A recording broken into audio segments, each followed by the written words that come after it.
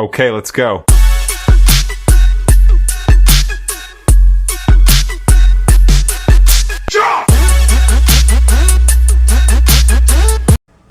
بسم الله الرحمن الرحيم. اللهم صل وسلم وبارك على سيدنا ونبينا محمد وعلى آله وصحبه أجمعين. النهاردة يا حبايب قلبي جايه لكم بفيديو جديد هنعمل فيه طريقة عمل الكريب في البيت. الستريبس هنتبله على ايدينا، يا ريت يفضل يكون قبلها بيوم علشان ياخد ويدي مع بعض في التتبيلة. تتبيلته سهلة وبسيطة وسريعة جدا، ما فيهاش اي صعوبة، وبتبقى احلى واجمل من الستريبس الجاهز بكتير واوفر. وجبتي كيلو جبتي نص بيرمي معاكي عدد ومش بياخد وقت يعني مننا. لو جبناه تبلناه بالليل وشلناه في التلاجة والصبح نقوم نقليه في التتبيلة بتاعته، ما فيهاش اي صعوبة.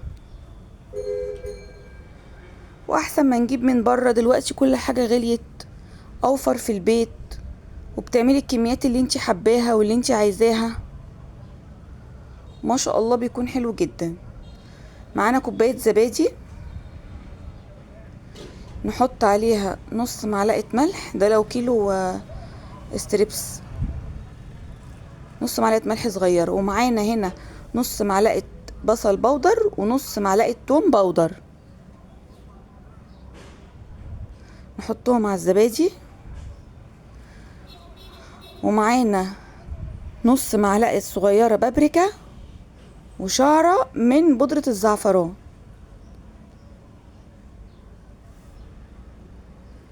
بودرة الزعفران طبعا انتوا عارفين انها بتحول الالوان يعني. شايفين مجرد ما نزلت بس على الزبادي عملت ايه؟ ما شاء الله تبارك الله. وطبعا هي مش مضرة. اللهم صل وسلم وبارك عليك يا سيدنا ونبينا محمد.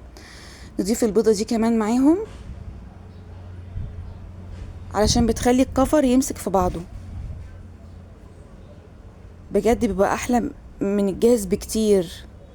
يلا عشان ننافس المصانع والمحلات المشهورة. احنا جايين ليه بالظبط؟ ربنا يرزق الجميع. ما شاء الله. شايفين؟ مش عايزين بقى الامهات تكسل وتجيب من بره، نعمل كل حاجة في البيت. ما شاء الله تبارك الله، ولا حول ولا قوة الا بالله.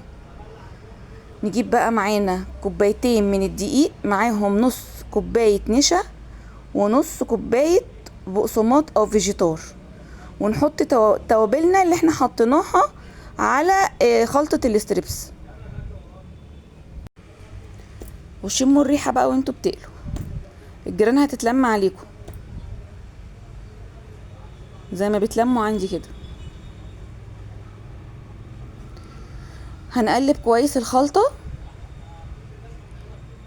وبعدين ناخد معلقتين نحطهم على الستريبس واحنا بنقلب،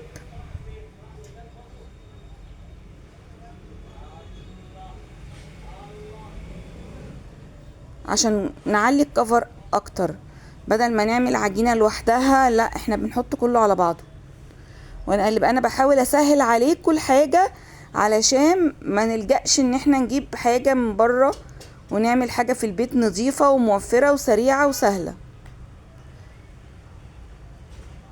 فعشان ما نقولش الموضوع صعب بنحط من هنا او من هنا، لا كله في طبق واحد. شايفين الجمال؟ شايفين الروعة؟ بيطلع طعمه تحفة، اقسم بالله ما بلاحق وانا بقلي، فعشان كده بزود الكمية. معانا للحشو زيتون وفلفل الوان، فلفل الوان ممكن اخضر بس عادي، وجبنه موتزاريلا. ومعانا الصوص ده حلو قوي، صوص ده كاتشب على صوص شيدر على مايونيز، بنقلبهم مع بعض في الاخر بيبقى صوص روعه. صوص المحلات اللي بناكله بره وبيعجبنا ده هو ده، مفيهوش اي حاجه. نقلبهم على بعض ونحطه على الكريب. وده يا حبايبي عيش كريب بصراحه جاهز من بره، انا مش عاملاه. بنحط الستريبس في الدقيق ونبدره كويس ونغلفه. شايفين يا جماعة لون الستريبس عامل ازاي؟ والله ريحته اصلا يتاكل حيف.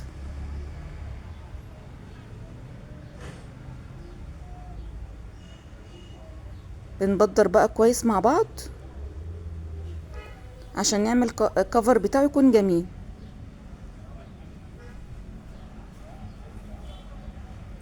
ما شاء الله تبارك الله، ولا حول ولا قوة الا بالله العلي العظيم. اللهم صل وسلم وبارك على سيدنا ونبينا محمد وعلى آله وصحبه أجمعين. شايفين مسك الكفر ازاي؟ بسم الله ما شاء الله تبارك الله، ولا حول ولا قوة إلا بالله. اللهم صل على النبي، صلوا على النبي يا جماعة وانتوا شغالين. طبعا انا حاطه زيت على النار وبحط حاطه بطاطس بقليها، شغل مطاعم بقى. الزيت يسخن كويس معانا عشان الكفر مش يفك، ونسمي الله ونقول بسم الله عشان ربنا يحفظنا ويحمينا. نحط الستريبس في الزيت بعد ما سخن.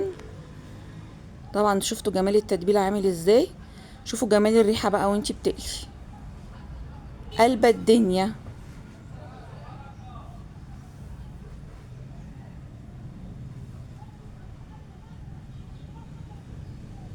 ما شاء الله ولا حول ولا قوه الا بالله. ما نقلبش بقى الا لما نحس ان الطبقه اللي تحت خدت لون، بعدها نقلب عشان الكفر ما يفكش مننا. طبعا انت بتكوني مجهزه حاجتك من قبلها بيوم.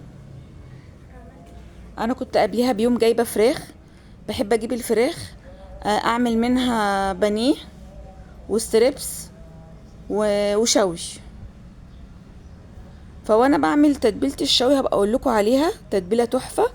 خدت منها حبه صغيرين كده من الخلاط وحطيتها على الستريبس قبلها بيوم، وقلت اعمل دي بقى معاكم.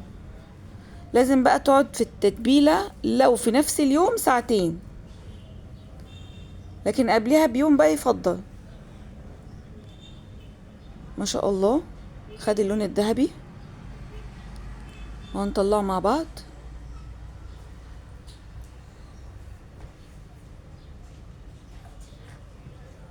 ما شاء الله تبارك الله، مش عايزه اقول لكم الطعم عامل ايه. بألف هنا وصحه لكل اللي كل وداق.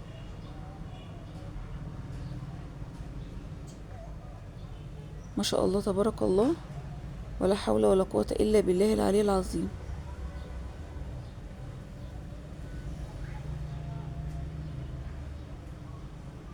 بصوا يا جماعه، بصوا اللون والحلاوه، اللهم صل على النبي.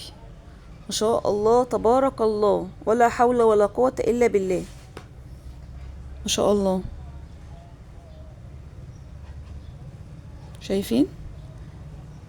تحفه تحفه بجد. نعمل بقى واحده كريب مع بعض. بصوا بقى الجمال واحنا شغالين وجمال الالوان. اول حاجه بنحط الجبنه،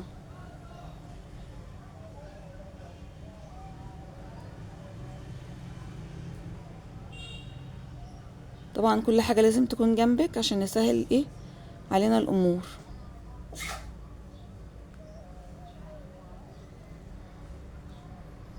ما شاء الله تبارك الله.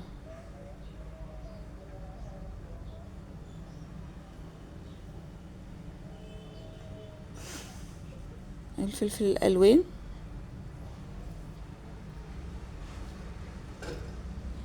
بعدين نحط الستريبس. حطينا الزيتون برضو قبل الستريبس.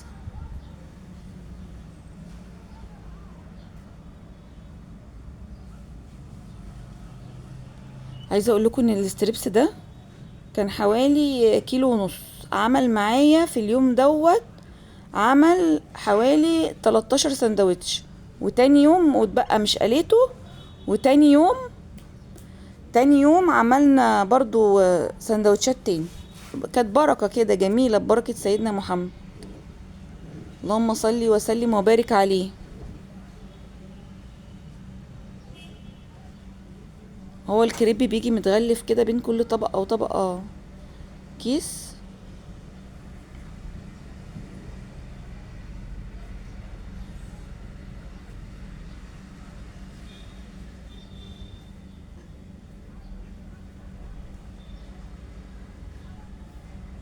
انا يا جماعة ما بحبش المثلث، انا بحب الرول. المثلث بيفك مني وانا بقليه وبحمره، بيفك مني، والحاجات اللي بتنزل منه دي بتبوظ الدنيا وبتعمل بخار وريحة بتتحرق. فالرول بيحمي الكريباية، بيحميها، بيخلي كل حاجة جواها، وبعمل كمية وبحطها في طاسة واحدة. لكن المثلث بحط واحدة واحدة، وكان بياخد مني وقت كبير جدا. لكن الكريب الرول بعمل كذا واحدة، شايفين 5 في الصينية، وبحمرهم. بيبقى اسهل بكتير من المثلث، لان المثلث بيفك مني. فانا قلت لما عملت العيش السوري عجبني، فقلت شايفين الرول بيحافظ على الحاجات اللي في الكريب اللي احنا حاطينها، الحشوات، مش بيخليها تنزل مننا في الصينية. كنتم مع صفاء السيد من قناة سهل وسريع. اتمنى الفيديو يكون عجبكم وخفيف على قلوبكم، مش تنسوا اللايك والشير، واشوفكم على خير.